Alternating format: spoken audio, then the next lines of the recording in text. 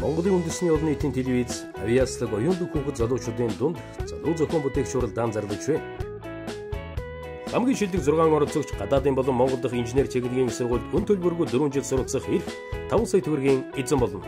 Залуу зохион бүтээгч уралдаан шоу нэвтрүүлэгт техник бүтээл сэтгхүүтэй 12-оос 28 насны хүүхэд залуус хүний хөдөлмөрийг хөнгөвчлөх шинэ бүтээл ашигтай загварын анхны санаагаа дэвшүүлэн өрсөлдөн. Бүтээлч залуу та уралдааны 1-р шатанд зөвхөн шинэ бүтээлийнхээ санааг танилцуулж шүүгчдийн өмнө хамгаална. Үлдсэн 3 шатанд цаасан дээр буусан санаагаа бодит бүтээл болгон хөгжүүлнэ. Ирээдүйн шинэ шилдэг зохион бүтээгчдийг хамтдаа төрүүлж, хамтдаа хөгжицгоё.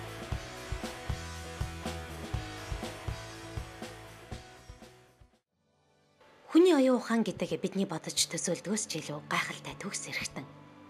Бид уурах тархинда өөрөө ч анзааралгүй цаг минут хорон тутам ямар нэгэн шин санаа сэтэл боловсруулж байдаг. Гэвч тэрхүү шин санаа сэтлээ амьдрал хэрэглээндээ хэр нэвтрүүлж бодиттой биетэй зүйл болгон хувиргаж чадаж байгаагаас бидний хэн байх, хэрхэн сайн сайхан амьдрах нөхцөл бүрддэг. Монгол хүн яагаад дэлхийн хэрэглээ болсон шин бүтээлийн эзэн байж болохгүй гэж. Монгол залуу яагаад хүн төрлөختний гайхшруулсан оновчтой шийдлийг боловсруулж чадахгүй гэж. Бид яагаад шинжлэх ухаан технологийн эрэнд манлайлагч нь байж болохгүй гэж. Ийм лингийн санаа ирээдүйгээ өөдрөг тэмүүлэлтэд байлгах чин хүслээр залуу хойч үе нэгэн зорилгодоор нэгтгэсэн залуу зохион бүтээгч уралдаанд нэвтрүүлэг үзэгч та бүхэнд хүрч эхэлсэн юм. Анхны ялагчдынхаа уран зориг үзэгч та бүхний биднийг дэмжсэн халуун сэтгэлээр нэвтрүүлэг маань дахин үргэлжилж уралдааны 1-р шатны шалгаруулалт эхлээд байна. Өнгөрсөн 7 хоногт бид алс баруун хязгаар Увс аймагт ажиллах хугацаанд 40 гаруй залуу зохион бүтээгчид уралдааныг зарин ирснээс 10 шин шилдэг санаа дараагийн шатанд оролцох эрх ногоон хуудас авчулсан. Харин энэ 7 хоногт залуу зохион бүтээгч уралдаанд нэвтрүүлэг эх орны зүүн хязгаар Дорнод аймагт ажиллахаар ээлжит аялалдаа гарах гэж байна. Аяллаа төлөвлөгөө 9-оор Хинти, Дорнод, Дорноговь, Сүхбаатар аймгийн оролцогчид Дорнод аймгийн төв Чой болсон хотын бүхийн өргөнд 11-р сарын 23, 24-ний өдрүүдэд болох залуу зохион бүтээгч уралдааны 1-р шатны шалгаруулалтанд оролцох юм. 11-р сарын 21-ний даваа гарагийн өглөө залуу зохион бүтээгч нэвтрүүлгийн уран бүтээлчид Чингис хаан олуулсан бодол төр цуглалаа. Бидний зорилго бол яг одоо Чой болсон хот руу хөдлөх гэж байна. Тэгэхээр Чой болсон хотод манай зүүн бүсийн шалралт явуудыг үзэгчд маань сайн мэдж байгаа хаа.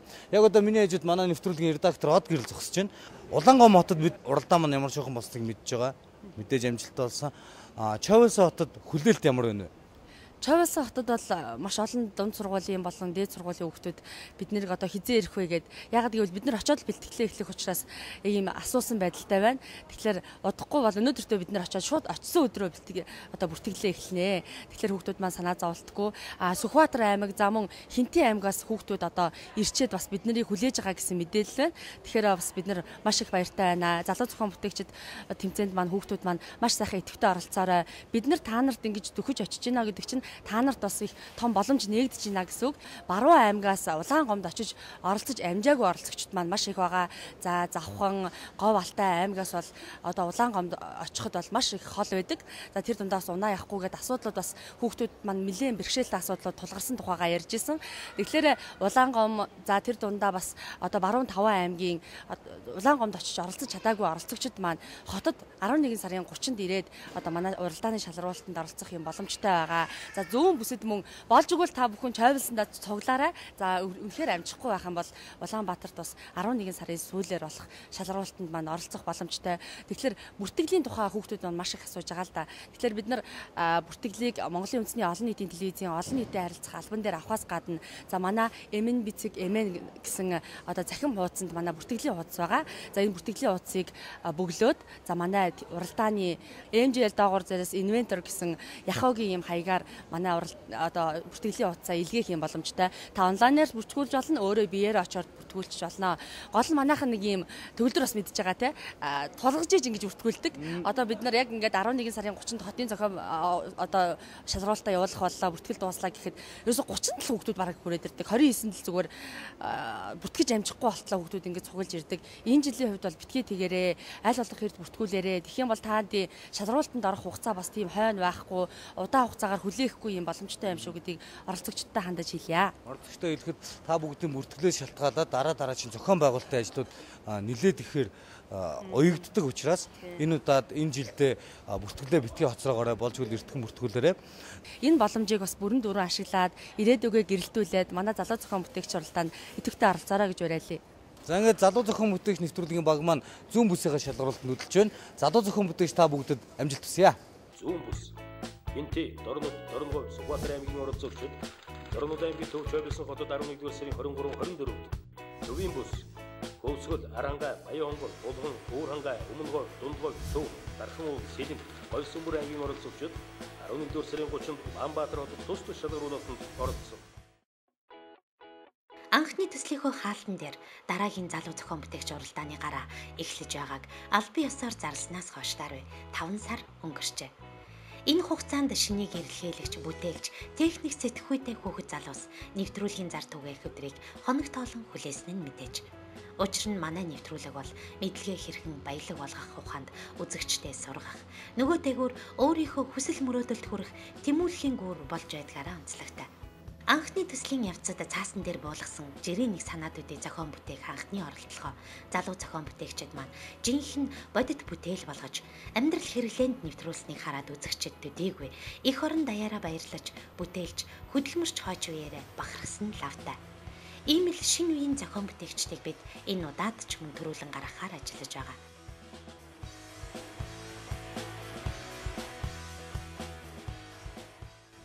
Сайн байцгаана үзэгчдээ Монголын үндэсний олон нийтийн телевизийн залуу зохион бүтээгч улсын уралдааны төслийн багийн хамт олон нисэн Дорнод аймгийн Чойролсон хотод ирээд байна. Бизнесийн хамт олондоо баярлалаа. Бидний ажил Монгол орны өнцөг булуурт байгаа залуучуудыг хамрахын тулд бизнестэй хамтран та бүхэнд хүрч байгаа юм шүү. Нислэг үнэхээр тав тухтай байлаа. Ухаалаг, ая тухтай сонголт байлаа. Бизнесийнхаа Дорнод аймаг 123.5 мянган хавтгай дөрвөлжин км нутаг дэвсгэртэй. Хойд талаараа Оросын холбооны улсын өвөр байгалийн хязгаар, зүүн болон өмнөд талаараа бүгд найрамдах Хятад ард улсын өвөр Монголын өөртөө засах орны хөлн буур Хинган аймагуудтай. Баруун урд баруун талаараа Сүхбаатар, Хинти аймагтай тус тус хиллэн Монгол улсын нутгийн зүүн захад их тал газарт оршдог юм. Засаг захиргааны 14 сум 63 багтай.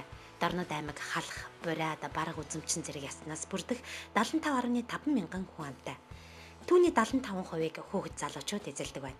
Аймгийн төв Чойролсон хот улсын нийслэл Улаанбаатараас 656 км аслагдсан хэдий ч үйлдвэрлэл дэд бүтцийн хувьд бусад аймгаас харьцангуй хөгжилтэй тооцогддог. Зүүн бүсийн зөвлөлийн даргын хувьд Дорнод аймгийн засаг даргын хувьд энэ арга хэмжээнд оролцож байгаа нийт хүүхдүүдэд хүрэлцэн ирж оролцооч гэдгийг албан ёсоор уриалж байна. Бид бас одоо аймаг орон нутаг төрөө төлөөлөд ингэж одоо байж байгаагийнх та бүдийнхээ санал санаачлаг болгоныг идэвхтэй дэмжиж болж игэл одоо улсын хэмжээнд их сонирхолтой шалгарах тийм олон сайхан бүтээлүүд гараасай гэж одоо чин сэтгэлээсээ бодож байна. Энэ одоо бүтээлүүд бол одоо шинжлэх ухааны улс ардын аж ахуйн салбарт бол бас тодорхой хэмжээгээр нэвтрэгдэх ийм бололцоотой аль болохоор ийм сайхан санал гарч ирэхэд бол аймаг орон нутгийн удирдлагын хувьд бол бид бас дэмжлэг үзүүлэхээ энэ дашрамд илэрхийлье гэж ингэж бодож байна. Ингээд манай дорнчууд, манай хинтичүүд, Сүхбаатарчууд, зүүн бүсийн маань хүүхдүүд маань одоо ур ухаан, ой ухаанаа, авьяас чадвараа дайчлан их олон сайхан сонирхолтой одоо бүтээлүүдийг өргөн барих байхаа гэж одоо бодож байна. Бидний урьдчилан судалснаар Дорнод аймагт дэд бүтц үйлдвэрлэлийн цар хүрээ харьцангуй хөгжсөн учраас хүн амын дунд ажилгүйдлийн төвшин бага, түүнчлэн Дорнод дээд сургууль болон шатлалтан сургуультай техник технологийн мэргэжлийн сургуульд үйлдвэрлэлийн төвд 900 гаруй оюутан залуус суралцаж байгаа зэрэг нь нэвтрүүлгийн оролцогчдын тоог нэмэгдүүлэх үндсэн шалтгаан гэж тодорхойлсон юм. Баруун бүстэй харьцуулахад харьцангуй олон оролцогчид зүүн бүсэд нэг дор төвлөрөх учир бидний ажлын ачааллыг нэмэглэж зохион байгуулалтын ажилд нутгийн удирдлагууд мэргэжлийн багш нар идэвхтэй оролцсон дэмжиж туслахаа анхны уулзалтаараа бидэнд илэрхийлж байлаа. бид энэ хүү үйл ажиллагааг дэмжиж одоо хамтарч ажиллаж байгаадаа баяртай байна. Ер нь одоо хүүхдүүдийн оюун ухаан зоримыг бас их сэтгэгдэг ийм одоо сайхан талтай. Тэр дундаа манай монголчууд, манай Монголын хүүхдүүд бол оюуныхаа тэр ген потенциалаар дэлхийн ямар ч одоо орны хүүхдүүдээс дутхааргүй ийм одоо чадвартай, түүнд нь бас бид нар их найдаж байна. Зүүн бүс Хинти Дорногов Сүхбаатар аймгийн оролцогчид Дорногов аймгийн Төв Чойролсон хотод 11-р сарын 23-24-нд Төвийн бүс Хөвсгөл, Арангай, Баянгол, Булган, Өвөрхангай, Өмнөгов, Дундгов, Төв, Дархан, Сэлэн, Голсөнбөр аймгийн оролцогчид 11-р сарын 30-нд Улаанбаатар хотод тус шалгаруулалтанд оролцсон. Манай нэвтрүүлгийн үзэгчдийн судалгаанаас үзвэл бүх насныхан идэвхтэй үзэгч бас оролцогчдын маань хувьд үнж дэмжигчин байсныг харж байна. Учир нь аав ээж, эмээ өвөө бүхэн хүүдээ охиндоо ач зээдээ мэрэгчлээ өвлүүлэх хүслээс багшин шавьдаа мэдлэг чадвар дадал эзэмшүүлэх гэсэн чин сэтгэлээс урган гарсан тэр их тэмүүллийн хүчээр анхны залуу зохион бүтээгчид маань амжилтанд хүрч чадсан юм. Бидний хамгийн анх уулзалтанд ирсэн хүмүүс бол Дорнод аймгийн бүх сургуулиудын технологийн багш нар байлаа. Шавнараа уралдаанд бэлтгэж 2 дахь уралдааны ялагчийг төрүүлэх гээд тунч завгүй байгаа хэдиж уралдааныг зохион байгуулагчдыг талархан дэмждэгэ илэрхийлж биднийг халуун дотноор өгцөн. За энэ нэвтрүүлгийн одоо хамгийн идэвхтэй үзэгчд нь бол одоо мэдээж хэрэг одоо бүх аймагуудын технологийн багш нар байсан байх. Миний хувьд бол одоо маш идэвхтэй үзэжсэн хүүхдүүдтэйгээ ингээд үздэг байсан. Залуу зохион бүтээгчийн төслийн маань хувьд бол энэ жил маш өргөн цар хүрээтэй болсон юм байна. Тэгээд тэр тундаа энэ хөдөө орон нутгийн хүүхэд залуучуудад бол маш их том боломж олгож өгч байгаа юм. Төслийн хамт олондоо бас хүүхэд залуучуудын өмнөөс бас талархал илэрхийлэх зүйтэй болоо гэж бодож байна. Манай аймагт энэ ерөнхий улс хурлын сургуулийн хүүхдүүдийн дунд олимпиад уралдаан тэмцээн гэж маш их явагддаг жил болгон. Энэ тэмцээнээс нэт нэг хүүхэд шалгарч гардаг болохоос биш бүгдээрээ шалгарч гардаггүй маш их олон санаанууд гардаг. Энэ тэмцээнээс нэт хоцорч үлдсэн хүүхдүүд бол тэгээд санаа дарагдаад үлддэг. Тийм учраас нэт энэ танай энэ зохион байгуулж байгаа тэмцээнээр харин энэ шин санаанууд бүгдээр дэлгэгдэж гарч өнөө үлдсэн хүүхдүүд маань харин өөрийнхөө санаа бодлыг ард түмэндээ дэлгэж тавина гэж одоо би бодож байна. Тийм учраас нэт энэ танай тэмцээнийг бид нар маш их хүлээж байгаа. Хүсэн хүлээж ийсэн тэмцээн уралдаан. Сүүлийн жилүүдэд Дорнод аймагт өвлийн гэхэн сард олон жилийн дундчаас илүү хурд тундас унаж, цасны зузаан эрт нэмэгдэж, нилээд хүндрэл учруулж байгаа учраас оролцогчдын манд дунд цас арилгах шин техникийн санаа цөөнгүй орж ирэх нь лавтай. Аймаг орон нутгийн зүгээс хэрвээ шилдэг санаа бүхий цас арилгагч машины санаа дэмжигдвэл бүтээлийг нь хөгжүүлэхэд дэмжин ажиллахаа амлаж байна. Янз бүрийн байдлаар янз бүрийн шин санаа сэтгэдэг хүүхдүүд бол маш их байдаг. За зөвхөн энэ техник гэдгээсээ гадна бас хувцсны загвар зохион бүтээгч гэсэн бас бүр бидний ерөөсө бодож байгаагүй юм. Энэ хувцсыг одоо ингээд хийчих бол багшаа энэ маань яг ийм одоо робот төрхтэй ч юм уу болох юм байна. Яг энд нь ийм холбочих юм бол одоо хувцс маань юм өөрөө бараг алхахдаг гიშгдэг болчихно энэ гэсэн сэтгэлгээтэй хүүхдүүд бол бас орж ирж идэг. Юм зохион бүтээн гэдэг үл ерөөсө тухайн тэр байгаа тэр энгийн амьдралаас ерөөсө өдөр тутмын амьдралаас дандаа урган гарч ирж идэг. Тийм учраас зохион бүтээн гэхээр асар тийм том юм бас бодоод өөрийгөө ингээд өдөр шөнөгөө бас юм бодоо суугаад байх биш. Өдөр тутмын амьдралдаа явж байгаа л гэнт нэг юмыг санаж сэтгэж тэрэн дээрээ тулгуурлаж бас юмыг бас зохион бүтээх хэрэгтэй болов. Манай Дорнод аймагт одоо үндэсний телевизээр залуу зохион бүтээгчсэн тэмцээн одоо улс орноор урд өмнө явуулж байсан. Манай энд одоо ийм тэмцээн зохион байгуулж байгаад одоо багш Ахмад багшийн хувьд баярлж байна. Залуу зохион бүтээгчдийн шин давлгаан төрлөг болсон уралдаанд нэвтрүүлгийн маань зүүн бүсийн 1-р шатны шалгаруулалт маргааш өглөө буюу 11-р сарын 23-ны 12 цагаас Дорнод аймгийн Чой болсон хотын бүхийн өргөөнд эхэлнэ. Хинти, Дорнод, Дорногов, Сүхбаатар аймгийн 12-аас 28 насны шинийг эрэлхийлэгч бүтээлч хүүхэд залуус та бүхнийг нэвтрүүлэгтээ идэвхтэй оролцохыг урьж байна. Магадгүй яг одоо чиний зураад сууж байгаа шинэ бүтээлийн санаа маргаашийн Монголын хөгжлийг тодорхойлох шилдэг бүтээл болохыг үгүйсгэх аргагүй юм. Бид цаасан дээр буусан жирийн нэг санааг чинь хамтдаа хөгжүүлж чамайг жинхэнэ зохион бүтээгч, авьяаслаг, инженер болоход тань туслана. Монгол Улсын ерхий сайдын ивэлдор залуу зохион бүтээгч уралдаанд шоу нэвтрүүлгийн 2 дахь гараа эхэлж байна. Уралдаантын оролцоо хүний хөдөлмөрийг хөнгөвчлөх техникийн шин санаа шийдийг боловсруулсан 12-оос 28 насны хүүхэд залуус оролцсон. Хэдэн санаагаар оролцох вэ? Нэг оролцогч 2 санаатай оролцож болно. Уралдааны 1-р шатны шалгаруулалт зүүн бүс, Хинтээ, Дорнод, Дорногов, Сүхбаатар аймгийн оролцогчид Дорнод аймгийн Төв Чойбисон хотод 11-р сарын 23-24, Төвийн бүс, Хөвсгөл, Арангай, Баянгол, Булган, Буурхангай, Өмнөгов, Дундгов, Төв, Дархан, Сэлэн, Хойсонбөр аймгийн оролцогчид 11-р сарын 30-нд Улаанбаатар хотод тус шалгаруулалтанд оролцсон. Уралдааны шагналын цаг 1-р байрныг гадны ихтэй сургууль 4 жил үн төлбөрөөр суралцах эрх 5 сая төгрөг. 2-р байр 2. Гадны ихтэй сургууль 4 жил үн төлбөрөөр суралцах эрх тусвар 2 сая төгрөг. 3-р байр 3. Гадны ихтэй сургууль суралцах үргэлж тусвар 1 сая төгрөг. Бүртгэлийн MGL доогуур зураас инвентор Яхо Цикко хайгаар болон Монголын үндэсний odны радио телевизийн олон нийтийн харилцааны 3283 34 дугаарын утсаар авч байна. Энэ санаа шилдэг шийдийг дэмжин хөгжүүлэх залуу зохион бүтээгч төсөл.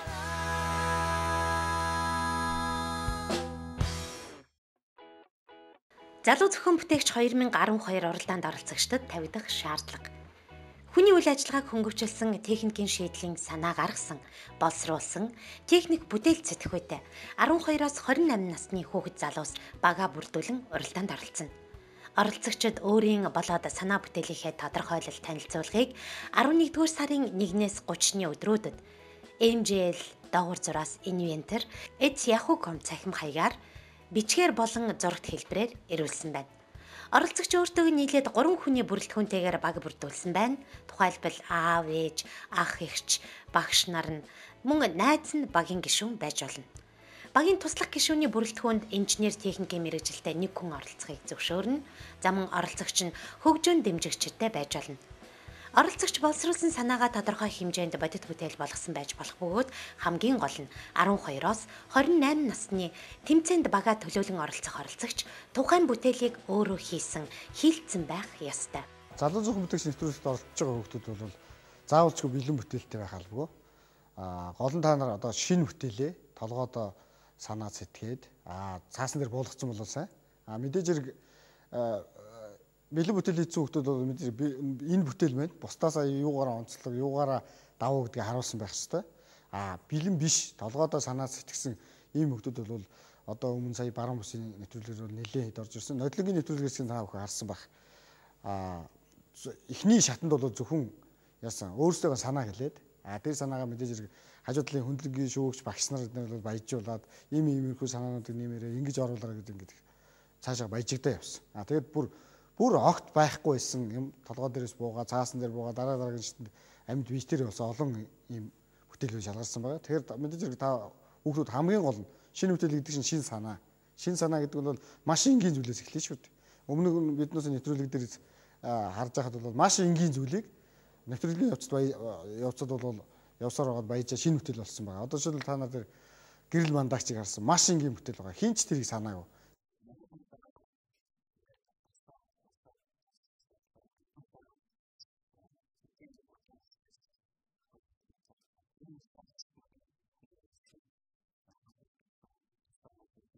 Хэдэн хоног үзэсгэлэнгүүд болсон. Зарим нэг хүмүүс бас зарсан. Үүнээс бол 17-г зарсан. Тэгээ яг ашиг гэх юм бол яг энэ 5000 маш энгийн бүтээл байгаа. Хин ч тэрийг санаагүй. Тэгсэн мөртлөө хүн харцаад бол тэрийг өө эн чи ийм амархан байсан юм уу гэж бодчихсон. Хамгийн гол нь тэрийг ийм амархан юмыг өмнө хин ч сэтгэгээгүй байхгүй. Тэгэхээр та бүхэн мэдээж хэрэг бүтээл хийхдээ хэтэрхий нүсэр бүтээл бол бас бодож болохгүй. Ягаад гэвэл эн чинь мэдээж хэрэг та нарын амьдрал тэр бүтээлийг чи хийхэд бол хөрөнгө мөнгө шаардлагатай. Тийм учраас маш энгийн тэгээ шинэ санаатай тийм бүтээлүүд л ирүүлэх хэрэгтэй. Тэгэхээр та бүхэн заавалчгүй би бүтээл байхгүй энэ бүтээлд энэ нэвтрүүлэгт оролцож чадахгүй гэж ерөөсө бодсон хэрэг байхгүй. Өөрсдийнхөө толгойд юмыг л хүн сайхан тайлбарлаад тэгээд цаасан дээр болгоод хийх чадвартай л байх хэрэгтэй. Уралдааны 1-р шатанд шүүгчид оролцогчийн бүтээл болон санааны амьдрал хэрэглээнд хэрэгжих боломжийг харгалзан шүн. Харин 2-р шатанд багийн бүтээл боловсруулалт ажилласан байдлыг харгалзана. 3-р шатанд хэрэглэгчид болон үйлдвэрлэгчид үзэгчдийн санал хүсэлтийг харгалзан өөрсдийн дүгнэлтөнд тулгуурлан шийдвэрээ гаргана. Ингээд 4-р шатанд эдийн засгийн хувьд тухайн бүтээл ямар үр ашигтай болохыг тооцоолон үнэлгээгээ тус тус олгоно. Ер нь бол тэмцээнийхээ 4 шатыг дотор нь сайн ялгаж харах юм бол 1-р шат маань ерөнхийдөө үндсэн санаа маань байх ёстой. 2-р шатанд бол одоо тэр тухайн санаа маань тухайн хүний өөрийнх нь төвшөнд бодит бие зүйл болж боловсрсон бие зүйл болсон байх гэсэн үндсэн шаардлага тавьж байгаа. 3-р шатанд бол түүнийг нь бол одоо бусад мэрэгжлийн болоод хүмүүсийн туслан дэмжтэйгээр эцсийн бүтээгдэхүүн болох тал дээр хамтын ажиллагааны одоо үр дүн гэдгээр нь бол харна гэж байгаа. Хамгийн сүүл буюу 4-р шатандаа бол тухайн бүтээлийн зах зээл, эрэлт хэрэгцээ талаас нь харж үнэлж дүгнэж одоо байр эзлүүлэх иймэрхүү үндсэн 4 үе шаттайгаар уралдаан тэмцээн маань явагдах юм байна. Хин сэтгэж бүтээж чадна тэр амжилтанд хүрч өөрийгөө нээж оюун мэдлэгээ үнд баялаг болгож чаддаг. Бидний эрэл тавчхандаа баялаг бүтээгчдийн эрлэм. Сургуулийн анги танхимд багш нараараа заалгасан мэдлэгээ бодит амьдрал дээр буулгаж түүнээ туршиж хэрэглээ болгон нэвтрүүлнэ гэдэг тийм ч хэцүү давж болшгүй даваа бишээ. Таны сэтгэл оюунд өөртөө итгэх итгэд бэрхшээлийг даван туулах ухаан ур чадвар байхад л хангалттай. Танаар урд өмнө хүний хийцсэн юмыг мэдээж хэрэг дутагдaltaй талын сайжруулаад ирүүл энэ бол шин санаа. Огт байхгүй юм ч бас хийж болно. Хинд ширэггүй та нар иргэн тойронд байгаа амьдрал дээр одоо шилбэл шилэгдэг олон асуудал байгаа шүү дээ. Одоо сая өмнө Увс аймгийн нэвтрүүлэг дээр болох мэдээж хүүхдүүд одоо тэрэгцээр ус зөөх асуудлыг хүнд байна. Тэгээ багшийнхаа одоо шилбэл үйл ажиллагаа сайжруулаад самбар дээр юм бичих үү гэж байна. Үгүй бол одоо яадгийн шууд одоо хичээлийнхэн ярьсан сэдвийг одоо шууд текст болгоод болгосон тийм төхөөрөмж байна уугүй юу гэж хайсан байна. Тэгээд ингээд санааг сэдвээгөө маш их олон бүтээлүүд орж ирсэн. Тэгэхээр та нар одоо яах вэ тэр мэдхгүй юм чадахгүй юм байвал тэрийг аав ээжээсээ ах トゥ найз нөхдөөрөөс асуу бүр болохгүй та нар интернетээс одоо бүх юм хамгийн гол нь дэлхийн ингээд хавтгаа болцсон шүү дээ. Бүх юм та нарын юм ил хэндэж одоо интернет бол ямар нэг юм нууцлах тийм байхгүй шүү дээ. Та нар өөрөө мэдээллийн хайлтын системээ боловсруулах тэн дээрээс оновчтой үгээр хайж чадвал та нар хийж байгаа юм чинь санаа авах олон жишээнүүд байж байгаа. Тэр болгоны нэгдгээр шинэ бүтээл хийсэн ч болно.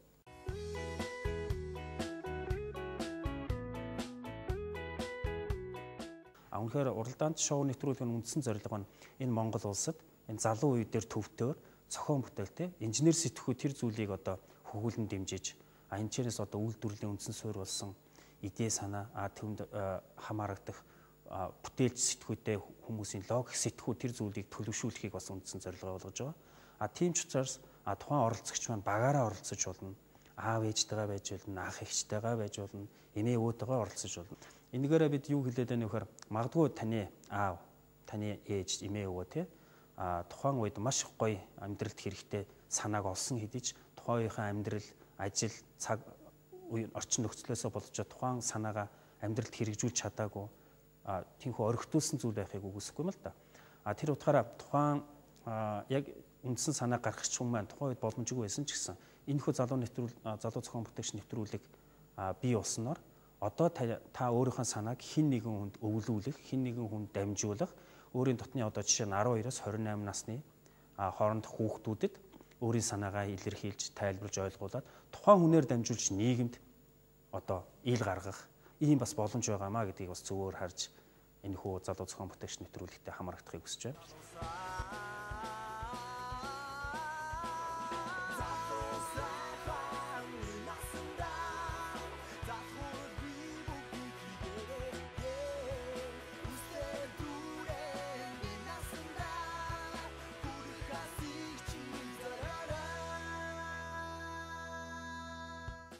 Маргааш 11 сарын 23-нд Доронтой аймгийн Төв Чоолсон хотод бүхий өргөөнд зүүн бүсийн шалгаруулалт болно. Тэгэхээр мэдээж хэрэг Доронтой аймагтай ойролцоо байгаа аймагуд мөн сумдын хүмүүс энэ залуу зохион бүтээгч нэвтрүүлэгтээ өрөөнөр оролцоорой. Та бүхнийг одоо бид нар ямар нэгэн шин санаа гаргахад өндлөгийн шүүгчд, үндсэн шүүгчд бүгд дэмжих болно. Залуу зохион бүтээгч уралдаанд оролцохоор бэлтгэж байгаа хүүхэд залуусаа Та бүхэн уралдааны бүртгэлийн хуудасаа Монголын үндэсний олон нийтийн радио телевизийн олон нийтэд харилцах албан дээрээс өөрийн биеэр очиж авч болно. Мөн онлайнаар бүртгүүлэхийг хүсвэл уралдаанд оролцох хүсэлтэд илэрхийлэн залуу зохион бүтээгч нэвтрүүлгийн MJL доогуур зураас inventor@yahoo.com хаяг руу загтал бичвэл бид та бүхэнд уралдааны бүртгэлийн хуудсыг хариу илгээх болно. Хүүхдүүдээ, залуусаа, залуу зохион бүтээгч уралдааны 2 дугаарх нь эхэлж байна. Та бүгдийн маань санаж сэдсэн санаа багдахгүй гэдгийг үзэгч та бүхэн сайн мэдж байгаа. Тийм болохоор манай залуу зохион бүтээгч уралдааныг зорион ирээрэй. Залуус та бүхэндээ амжилт хүсье.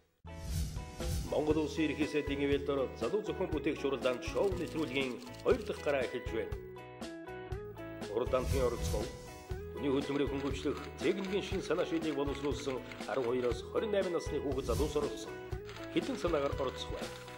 Нэг оролцогч 2 санаатай оролцож болно. Уралдааны 1-р шатны шалгаруулалт зүүн бүс, Хинтээ, Дорнод, Дорногов, Сүхбаатар аймгийн оролцогчид Дорнод аймгийн Төв Чойбсон хотод 11-р сарын 23-24 Төвийн бүс, Хөвсгөл, Арангай, Баянгол, Булган, Уурхангай, Өмнөгов, Дундгов, Төв, Дархан, Сэлэн, Гойсонбөр аймгийн оролцогчид 11-р сарын 30-нд Улаанбаатар хотод тус шалгаруулалтанд оролцсон. Уралдааны шагналын цаг 1-р байр 1 гадны ихтэй сургууль 4 жил үн төлбөрөөр суралцах 5 сая төгрөг. 2-р байр 2 гадны ихтэй сургууль 4 жил үн төлбөрөөр суралцах тусвар 2 сая төгрөг. 3-р байр 3 гадны ихтэй сургууль суралцах үргэлж тусвар 1 сая төгрөг. Бүртгэлийн MJL доогуур зураас inventor@yahoo.com хаягаар болон Монголын үндэсний олон нийтийн радио телевизийн олон нийтийн харилцаа салбарны 3283 34 дугаарын утсаар авч байна. Энэ санаа шилдэг шийдийг дэмжин хөгжүүлэх залуу зохион бүтээгч төсөл.